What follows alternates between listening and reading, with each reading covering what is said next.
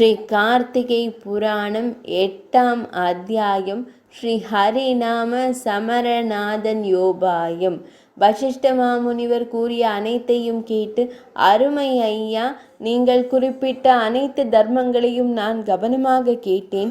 தர்மம் மிகவும் நுட்பமானது என்றும் புண்ணியம் எளிதில் அடையக்கூடியது என்றும், ஆற்றில் நீராடுதல், விளக்குகள் வைத்தல், பழங்கள் வைத்தல், உணவு வைத்தல், ஆடைகள் வைத்தல் ஆகியவற்றின் மூலம் அது அடையப்படுகிறது என்றும் நீங்கள் கூறியுள்ளீர்கள் என்றார்.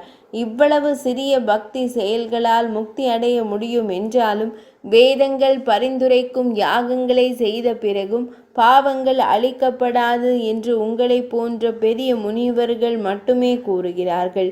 இதை இவ்வளவு சிறிய அளவில் முக்தியாக நீங்கள் வழங்கி இருப்பது எனக்கு மிகவும் ஆச்சரியமாக இருக்கிறது.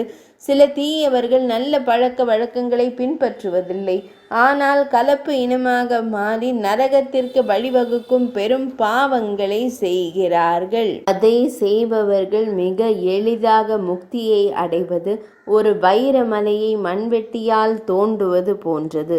எனவே அதன் மர்மத்தை நீங்கள் அவிழ்த்து விரிவுபடுத்த வேண்டும் என்று நான் பிரார்த்திக்கிறேன்.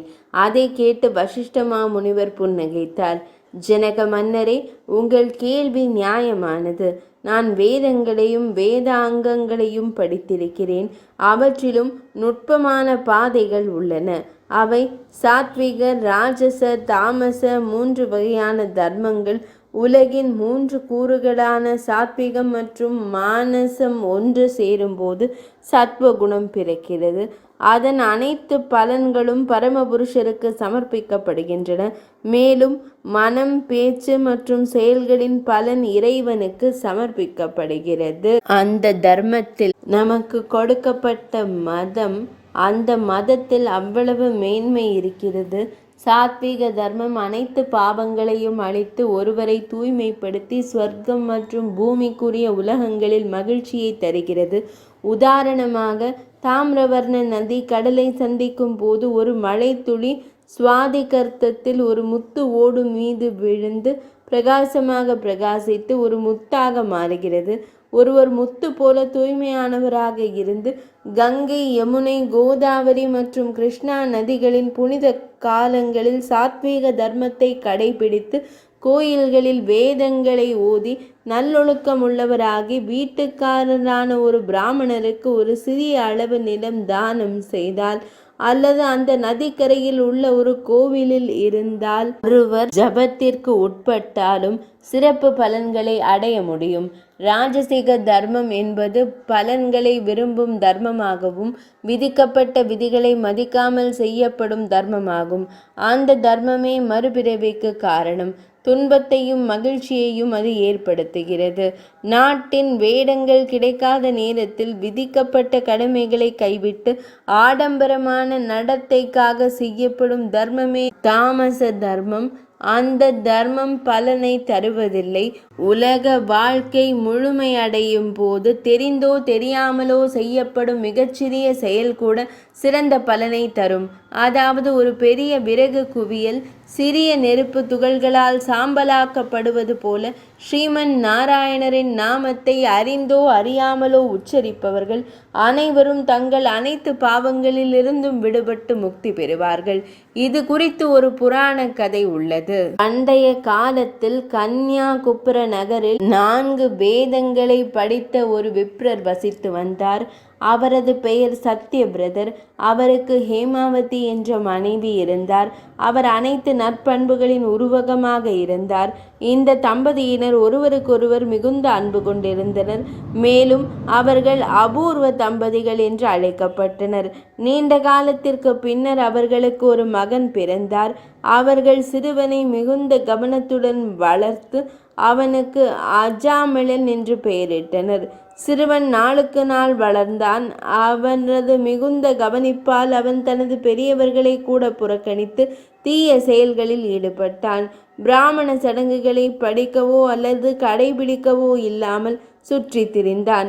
இந்த வழியில் சிறிது காலத்திற்கு பின்னர் அவன் வயது வந்தபோது அவன் காம வெறி கொண்டவனானான். தனது தீய செயல்களையும் மறந்து புனித சடங்குகளையும் மது அருந்துவதையும் கைவிட்ட அவர் எருக்கல சாதியை சேர்ந்த ஒரு பெண்ணுடன் நட்பு கொண்டு அவளுடன் தொடர்ந்து காம விளையாட்டுகளில் ஈடுபடுவார்.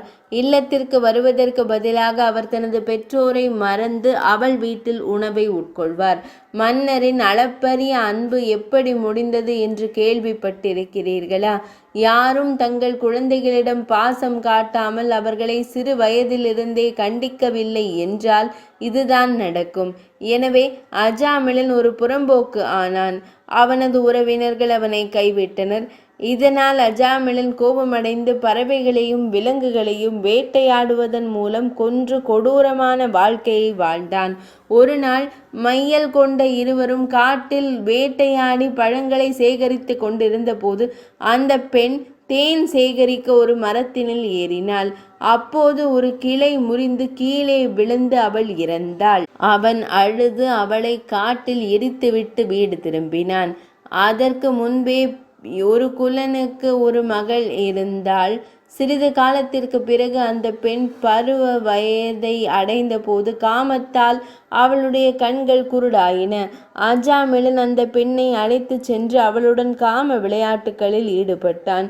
அவர்களுக்கு 2 மகன்களும் பிறந்தனர். இருவரும் கிராமத்தில் இருந்தனர். பின்னர் அவள் கர்ப்பமாகி ஒரு மகனை பெற்றெடுத்தாள். இருவரும் அந்த பையனுக்கு நாராயணன் என்று பெயரிட்டனர். அந்த சிசுவானது வளர்ந்தது. ஒரு கணம் கூட அந்த பையனை விட்டு செல்லவில்லை. ஆனால் அவர்கள் எங்கு சென்றார் அவனை தங்களுடன் அழைத்து சென்று நாராயண நாராயண என்று அன்புடன் அழைத்தனர். ஆனால் நாராயணனை நினைவு கூர்ந்தால் பாவங்களிலிருந்து விடுபட்டு முக்தி அடையலாம் என்கிறார் அன்னை. சிறிது காலத்திற்கு பின்னர் அஜாமிளனின் உடல் வலிமை குறைந்து அவர் நோய்வாய்ப்பட்டு படுக்கையில் விழுந்து மரணத்திற்கு தயாரானார். ஒரு நாள் யமபடர்கள் பயங்கரமான வடிவங்களுடனும் கடுமையான ஆயுதங்களுடனும் தோன்றினர். அவர்களை கண்ட அஜாமிளன் பயந்து தன் மகன் மீதுள்ள பாசத்தால் தன் உயிரை விட முடியாமல் நாராயணா நாராயணா என்று கூறி தனது இறுதி மூச்சை விட்டார். அஜாமிளனின் வாக்கிலிருந்து நாராயணா என்ற சப்தம் கேட்டவுடன் யமபடர்கள் நடுங்கத் தொடங்கினர். அந்த நேரத்தில் பகவான் ஸ்ரீமன் நாராயணனின் தூதர்கள், தெய்வீக மங்களகரமானவர்கள், சங்க சக்கர கதாதரர்கள் ஒரு விமானத்தில் வந்து சேர்ந்தனர். யமனின் வீரர்களே, இது எங்களுடையது. நாங்கள் அவரை வைகுந்தத்திற்கு அழைத்துச் செல்ல வந்திருக்கிறோம் என்று அவர்கள் கூறினர். அஜாமிளனை விமானத்தில் அழைத்துச் செல்லும் போது யமதூதர்கள், ஐயகோ, தாங்கள் யார்? அவன் மிகவும் துர்மார்கன். அவனை நரகத்திற்கு அழைத்துச் செல்ல நாங்கள் இங்கு வந்துள்ளோம். எனவே தயவு செய்து அவனை எங்களிடம் விட்டு விடாதீர்கள் என்று கேட்டார்கள். விஷ்ணு தூதர்கள் பயந்ததால் இதை கூறினார்கள். ஸ்கந்த புராணத்தில் உள்ள கார்த்திகை மகாத்மியத்தின் 8ஆம் அத்தியாயமான வசிஷ்ட புரோக்தி பாராயணத்தின் 8ஆம் நாள் கதை இனிதே நிறைவடைந்தது.